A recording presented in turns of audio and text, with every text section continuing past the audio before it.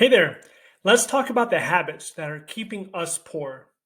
Right now, about 37 million people in the United States are living below the poverty line. 1.5 million of them are actually military veterans. The poverty line in 2021 for a family of four was $26,500 a year. For one single person, the poverty line was about 13,000 a year. The reason for this is often linked to poor mental health, homelessness, and overall poor health. But there are also other factors that tie into poverty. There are some habits that could be reversible and that could help lift some people out of poverty. Also, these habits are not exclusively focused on the poor. Anyone trying to better their financial situation can benefit from changing these habits. The first one is impulse spending and not following a budget. When you are walking through a store or browsing through Amazon online, items will pop out to you and you will want to buy them. You will feel like, I must get that now. And that is called effective marketing. And believe me, companies love this. They spend millions and millions of dollars each year in marketing in order to try to catch people like us. However, if you wait just 24 hours before clicking the purchase button, you will often discover that you really don't need that item or you don't really want that item as much as you thought anymore. If we do give in and make the purchase, it usually makes us happy for a few hours or even a few days, but the following weeks we will want something else. It is human nature to never be satisfied.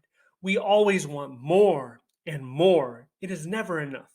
Statistically, close to 50% of people who make impulse purchases end up regretting it just 24 hours later. So start planning out your shopping trips and formulate a monthly budget in order to hold yourself accountable to that plan. Without a budget, you do not have a goal for saving or a limit to your spending. The second one is not investing, pay yourself first.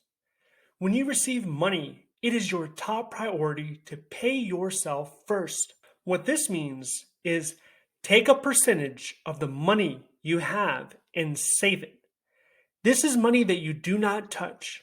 This money will form your emergency account, and it should be equal to 3 to 6 months of your salary. If you fail to do this, you will find yourself living paycheck to paycheck. There always seems to be a good reason to spend money. Maybe you want to treat yourself, or your friend or family member is asking to borrow money. No, do not do this, at least not until you at least have an emergency account funded. The first year I joined the Army, I was living paycheck to paycheck, buying TVs, video games, music albums, eating out all the time. And my friends were doing the same thing. They even visited the payday loan business outside of the base. And these people, they specifically prey upon the financially irresponsible. And as young soldiers, we essentially had no real expenses. But still, we were finding ways to spend our money. And this was a big mistake. Learn from my mistakes.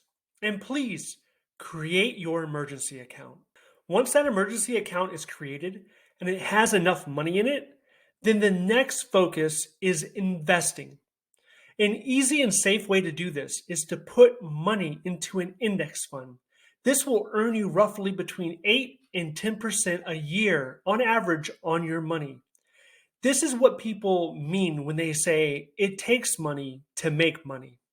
If you want to learn more about index funds, check out my video in the corner above. The third one is paying the bare minimum on your debt. There's an old saying that if you can't afford to buy it without financing or using a credit card, then you really can't afford it. And the only exception to this would be perhaps a car or a house. If you racked up charges on a credit card, believe me, that interest rate is killing you. The average interest rate is at 18%, and it can legally be as high as 36%. You will never pay off this debt if you are making minimum payments. And this is how the credit card system is designed. It's meant to keep people like me and you paying $10 or $19 a month for years, if not decades.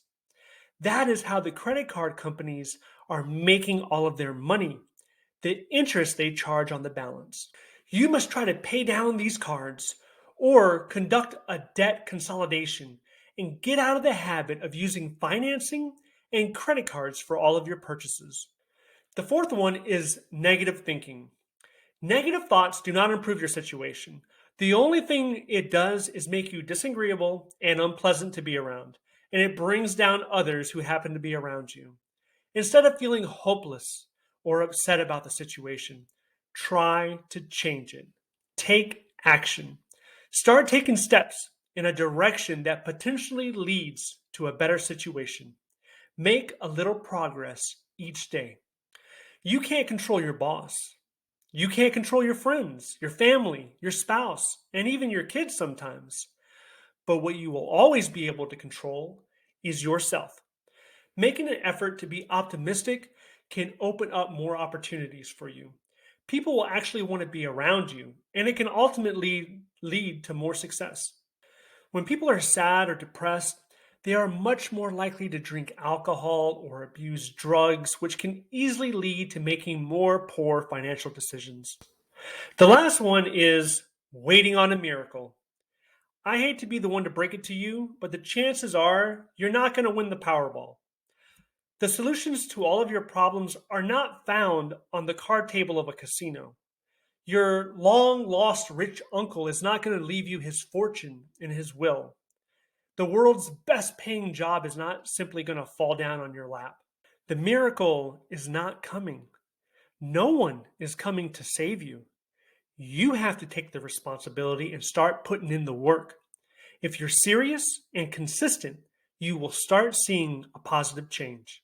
Well, that pretty much wraps up this video. If you have any questions or comments, or if you feel like I missed something, please leave that down below. If you like this video, please hit that like button and click subscribe, and I'll see you in the next one. Thank you for watching.